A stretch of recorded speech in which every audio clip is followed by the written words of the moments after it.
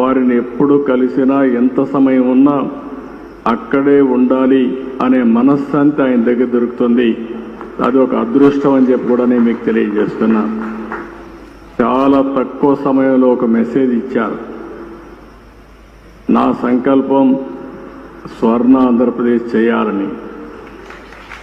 ఒకప్పుడు విజన్ 2020 తయారు చేస్తే చాలామంది సమైక్య ఆంధ్రప్రదేశ్లో తప్పుపట్టారు. కానీ ఆ విజన్ ఈరోజు యథార్థ రూపాన్ని చూపించే పరిస్థితి వచ్చింది. ఈరోజు ఏదైతే విజన్ 2047 స్వర్ణాంధ్ర దిశగా ఆలోచిస్తున్నాం. సంపద ఇవ్వడంలో మేము ముందుకెళ్తాం, కానీ ఆనందంగా మీరు ఒక పద్ధతి ప్రకారం ఉండాలంటే అది స్వామీజీ వల్లనే సాధ్యం అని చెప్పి కూడా నేను మీ అందరికీ తెలియజేస్తున్నా.